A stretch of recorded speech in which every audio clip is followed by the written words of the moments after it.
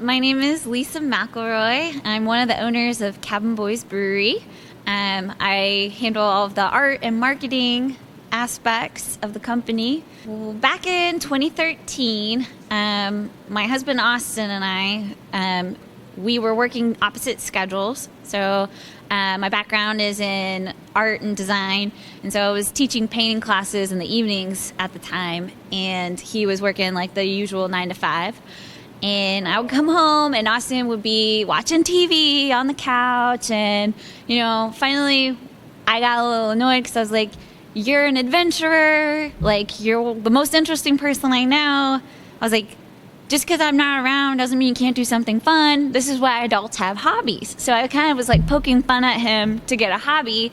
And he's like, well, I watched this great documentary on Netflix about home brewing and stuff. And I'd never really even thought about that. And, we always enjoyed craft beer and stuff together. And I was like, well, that sounds perfect because I can just come home and have a brew.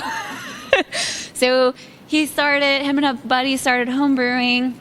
And quickly became really interested in it. If you've ever homebrewed, it's an addictive hobby because, after you get one or two tastes really right, you're like, I can do this again. And you start expanding on the flavors and the styles and trying to branch out, try different ingredients. And about that time when he had first started, we were actually preparing to move to Japan. So we taught English in Japan for 18 months. And this is how I knew that this little hobby became a passion, was because when you live in a 400 square foot apartment and you have one closet and your closet's full of carboys and you're icing down carboys in your bathtub every weekend. And in Japan, there's not homebrew shops, so we were like jerry-rigging. We jerry-rigged an old cooler to turn it into a mash tun, and we're like taking cooking equipment to make like boil kettles out of, and ordering ingredients from Australia and New Zealand and Europe, and even we had High Gravity actually ship us some stuff too, all the way to Japan, so that we could brew. And we got our friends in on it, and so it was just kind of like, I think we really like this. Like, I think Austin, I could kind of sense that he would get excited about it. He would talk about it a lot. And so I kind of was like, well, what if we did that instead of some other traditional jobs? And so we started talking about, well, what would it look like to start a business? And, this was now 2014, 2015, the laws in Oklahoma were about to change, making tap rooms official and legal. And so we knew it was kind of a perfect time for the state of Oklahoma. Back then there were not very many breweries, Dead Armadillo, Marshall's, Coop were kind of the big ones around, and that was Prairie, that was about it. So we were like, it's kind of now or never. So Austin started researching schools, and, for me, it was just kind of, hey, I'm an artist. I can paint and draw anywhere I go, and that's my passion. So, it's time for you to find what you're passionate about, and, just encouraged him to go all in. And it's like, we're young enough and dumb enough that, we can take on this risk and, be okay. And his parents were really supportive of this as well, and they invested in us and became business partners, and Austin went to the brew school. And anyways, that's his story. You're here to talk about me, right? But here we are, now 3 years into the company being open, and it was, just started as a hobby, but now I can't imagine doing anything else.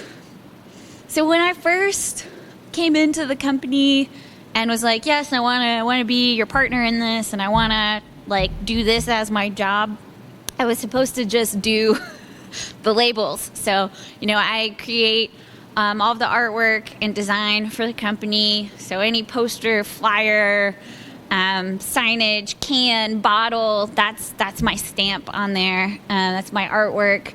But as any other small business owner can tell you, you're never just doing one thing or wearing just one hat. So I started off as also like the taproom manager for the first like year and a half. I was actually like the cleaning lady for the first year and a half. I used to wash all of our bar towels every single week, and I'm so glad that we've hired that out now. I did a lot with the events. So I actually in college I had a lot of event coordination experience. I worked with a nonprofit for 3 years and doing that, and so. If you've ever been out to Cabin Boys, been to like St. Patty's Day or Oktoberfest or something, I have a pretty heavy hand in the coordination of that. But obviously it takes a village. Like, it's not just me by myself doing those types of things. Marketing, I run our social media. I do all of the photography for the company for that. So every time you see a post, that's me usually writing that or responding to the messages. So now I can't hide behind just the blanket thing. If you ever reach out to the Cabin Boys Instagram, there's a 9 out of 10 chance you're going to get me responding. I guess I also kind of help. So we have a taproom manager now, Mercedes, who's doing all the scheduling and stuff for that and coordinating with the bartenders and stuff. But I would say I also still have a pretty heavy hand in like staff management relationships and stuff, because we're a small company, so everybody has to know everybody and know what's going on. But yeah, one of the things that's I think special about our company and comes from Austin's background with his school education is we do tasting panels every Friday morning, and that includes like all production, sales team, and upper management, and then bartenders are welcome, but it's at 8 a.m. and bartenders usually stay up late, so they don't always make it. That's fine. So everybody has a unique palate. Some people will taste certain things in beer that have scientific names, and will register those flavors as different. Kind of the same way, I guess the best comparison would be like 2 different people can eat cilantro, and one person loves it and it's soapy to the other. So having a variety of people dissect the beer and give feedback is important for quality control. As far as like the woman consumer and like me myself, it's really interesting, and I think we're seeing kind of with this like, there's like a craft beer awakening happening right now in Oklahoma. Now we have a bunch of breweries opening, like more on the way. And I would say what I would have predicted, women would gravitate to is not always the case. Because I think there's like a stereotype that like they're going to want the low calorie beer or they're going to want the really fruity beers. And yes, there are women that want that, but there's also a lot of men that want that. And, it's funny, we did just a charity event with Reading Partners not that long ago, and I was like, if they get 2 beers with their donation basket or whatever, I was like, it might be good to have one light and one dark just to give them a variety. And one of the volunteers said, yeah, the women probably want the light. And I was like, actually, 9 out of 10 times the male consumer wants the light, lager, drinkable, crushable, like kind of more beer. And the women love the chocolatey stouts. Bearded Theologian is it's popular with men and women, but it's one of those beers that turns a lot of consumers who would maybe gravitate towards wine. They can get more on with like the boozy Belgian beers because they're sweeter, I think. So as the state kind of becomes more aware of new beers, different styles of beers, different styles of breweries, I'm actually seeing it kind of 50-50 on what men versus women are going to drink, which is fun. And even, even IPAs, like I think they're, even like 3 years ago was a stigma that like women didn't really drink IPAs, and I'm not finding that to be true. I have a lot of women coming in and being like, I only drink IPAs. The hoppier, the more bitter, the better. And so I think it's kind of cool that, like, as far as the consumer goes right now, it's almost anything goes as long as you're making good product. I think one thing that makes our company a little bit unique, and it's not necessarily a unique story. There's other breweries. I've certainly met other business owners that kind of have a similar path, but, me and Austin, we're husband and wife, we're business partners, and so people kind of ask us about that a lot, like, how is that working with your spouse? And I'd say, it's nice because we have two different sides of the business that we're both taking care of. And, you know, I totally respect that he's the expert on the product and the brewmaster. And, you know, he totally respects that I'm the expert on, like, the marketing side of things and the visuals.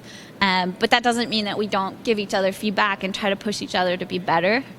And so I think it's cool. I think it's a rare thing, especially just having a lot of friends who are artists, that I get to use everything that I was trained on in this job. It's like a job I never thought, 10 years ago I would ever have. But, I have a photography minor. I have a background in graphic design. I have a painting degree. Most painting degree people don't get to use that. And so I think it's really cool that I get to use everything that I'm passionate about in this job and also work alongside my spouse doing what he's passionate about. So I feel very blessed. Not that it's not hard. If anybody's ever owned a business, you know that it's stressful and it's hard and there's 1,000 things that you have to deal with that you never thought you would. But at the end of the day, it's also pretty cool.